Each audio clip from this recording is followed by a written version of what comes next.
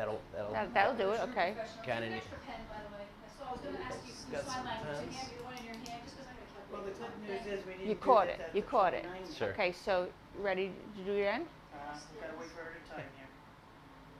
Oh, me? I'm on? Yeah, time. Oh, I'll just trying to get to the top of an hour. I mean, a minute.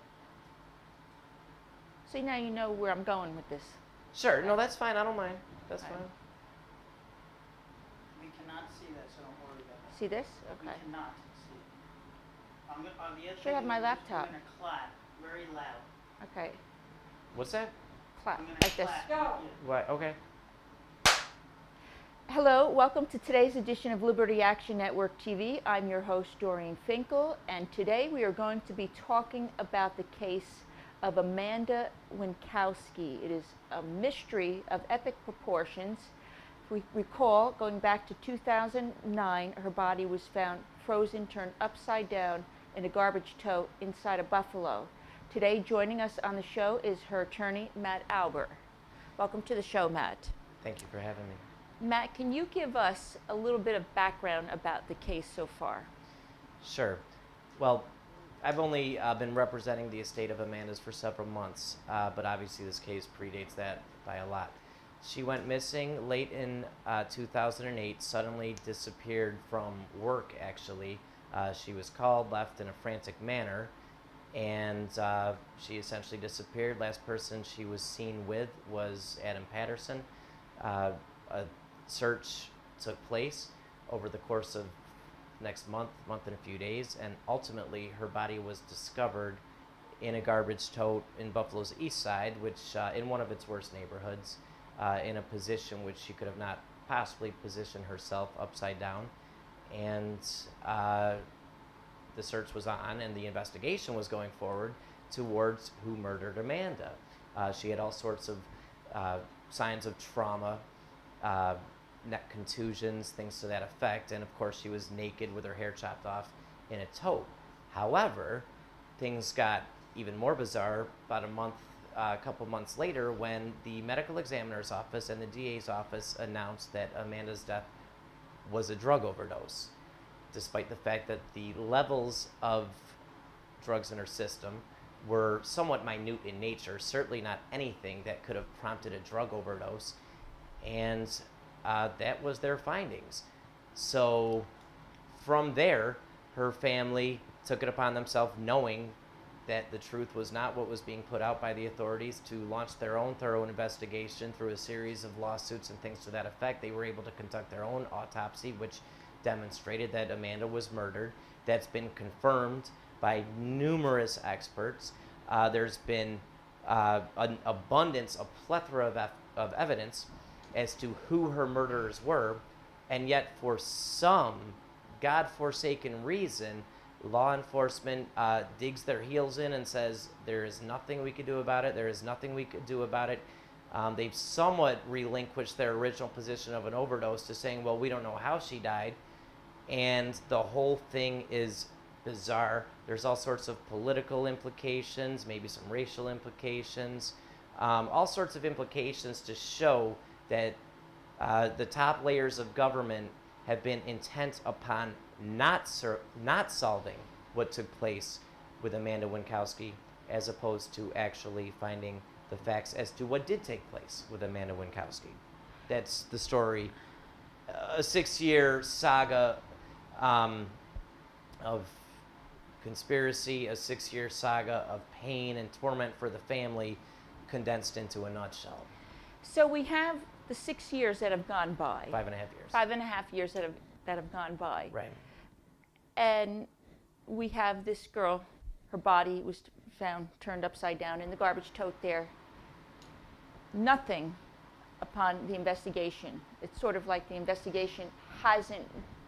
It's funny you say that, because what we did, because I've assembled an investigative team along with myself to figure out what did happen with her. Obviously, what would benefit us greatly and immensely is if we just obtained photographs, in terms of the original evidence. Obviously, I wasn't there, neither were my investigators. So we would like the original photographs that took place at the crime scene, We would like the police reports to know who was interviewed. We would like those statements. So we've submitted FOIL requests merely to say, okay, you guys aren't calling this one a murder. We want to look at it ourselves, which we're entitled to do, which the mother of a slain daughter is more than entitled to do. Please turn over to us those documents. And instead, I get a letter just yesterday saying this is an ongoing active investigation with the Buffalo police detective. Therefore, we cannot turn over these documents because it could impede an ongoing investigation. Frankly, I know this isn't, I'm not going to say this word on air, but it is absolute horse manure.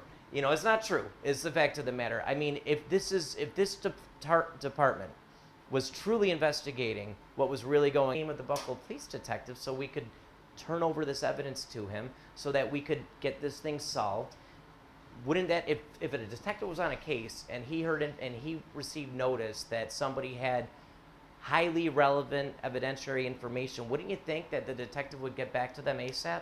Yeah. But has he got back to me? No. Again, it's a fraud, it's a sham, it's a disgrace. I can't put a strong enough adjective or noun behind what's took place over the course of these 6 years. They're covering up a murder. It's as simple as that. So when they say it's an ongoing investigation, does that almost mean that they don't want to give information out? Yeah, well, they want to cover it up. I mean, keep in mind, this was deemed by the medical examiner's office, and on Amanda's death certificate, it says accidental overdose. You're telling me that Buffalo Homicide is spending 6 years investigating an accidental overdose? Does that make sense? You don't have to be, I mean, I've been in law enforcement and everything, but guess what? Homicide, they investigate homicides, not accidental overdoses. They're not investigating anything. So, yeah, I mean, it's simply put, they're covering up a murder. It's as simple as that. Why they're doing it, how they're doing it, we have a lot of information to that end as well. But, you know, that's not necessarily everything I'm going to disclose right now. It's going to come out. It will come out. So then it seems to be that they just want to conceal everything and make it harder and harder for you guys to get information. Is that correct? Well, yeah, they don't want this thing getting solved, right? So let's talk about the police for a minute. What are their thoughts on this from the beginning? Have they always thought it's a homicide, or have they thought it was something else? Well, the death by accidental overdose. I mean, you talk about the police, and I mean, the thing is, you've got your detectives that were originally examining the case who thought and still think that it was a homicide, okay? And then you have your people in the political positions, your commissioners and things like that, that they know, everyone knows it's a homicide. I've had high-ranking police officials say it's a homicide, which makes it even more, you know, that much more mystifying why they continue to say, well, we don't know. Maybe it's an overdose. We can't solve this thing. We can't prosecute it. We can't do this. We can't do that. I mean, all you've heard from the very beginning on this case is we can't. When the truth's out there, it's right out there, ready to be found. It's on the streets. I mean, we've made breakthroughs on this case where this is a case that, as a former prosecutor, I could say that right now, with a minimal budget, with the short amount of time I've been on this case, you know, we've got this thing not completely solved, but we certainly have more than enough compelling and convincing evidence to bring charges against someone right now if we had that authority. Right. So now, are the police actually told by anyone to keep quiet? Yes. And who might that come from? Well, Buffalo police as a whole are under a gag order. None of them could speak. It's like 1940 Berlin. None of them could speak aside from Mike DeGeorge, who, I don't know, I'm sure you could compare him to a character or figure that existed back in 1940 Berlin. But he's the only one that talks, and he basically, you know, puts out, you know, false misrepresentations, politically convenient lies, and everything else, and that's his job, basically, and he gets paid very well to do it. So what could happen to an officer should they speak? Oh, they get disciplined, fine. They, you know, and that's the thing, these officers, they should be speaking. I mean, I'm not totally letting them off the hook.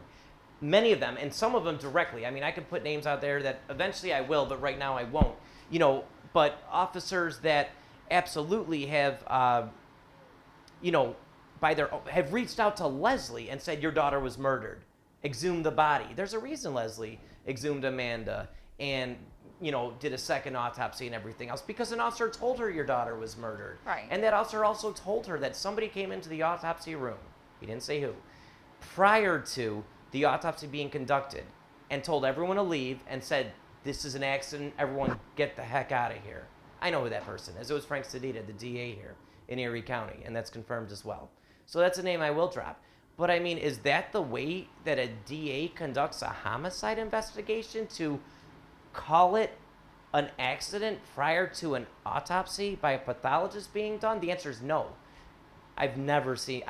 Truth is stranger than fiction, and this is way stranger than any kind of fiction that I would have heard.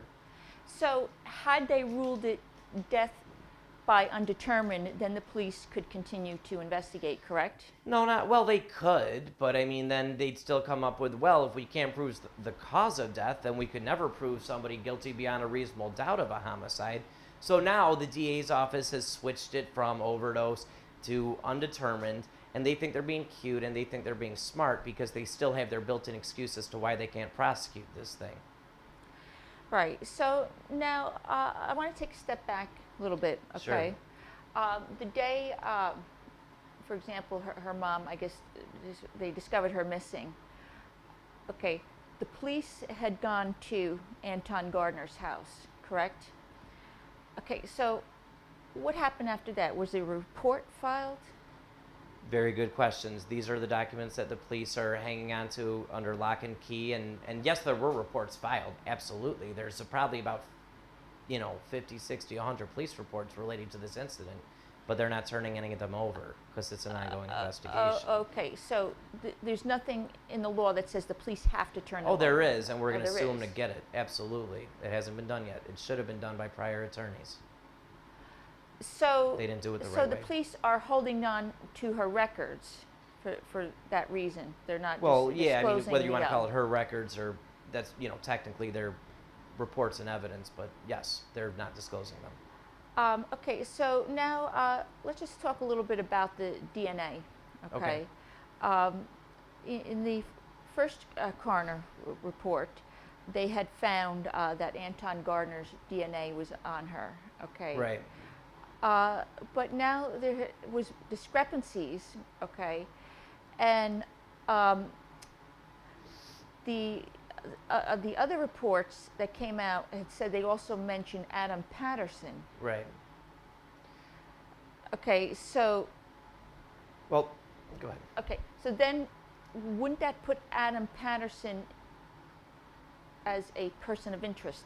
Well, he's a person of interest, and he Right. always has been. So, yes, is the short answer to that. But, I mean, when you're talking about DNA, I think the fact that you really want to hone in on is that Miss Brill, along with her ex-husband, Mr. Fink, had been told for about a year, prior to the judge giving the order to allow Miss Winkowski's body to be exhumed. The medical examiner's office, and this is clear fraud, and again, that's what the nicest word you could call it. Right.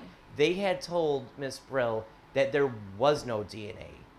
And then, once her body was exhumed, all of a sudden the story gets leaked from the Buffalo Police Department that there were 6 specimens of DNA found upon and inside of Amanda. So there could have been 6 persons of interest then. Yeah, well, there are, yes. I mean, absolutely, yes. And for sure. the police- Two known samples and 4 unknown samples. Known samples being Antoine Garner, unknown being, and Adam Patterson, and then 4 being unknown So samples. wouldn't Yeah, that you'd want to place- know who those samples. Yeah, you'd want to know who you could attribute that DNA to, but the police don't.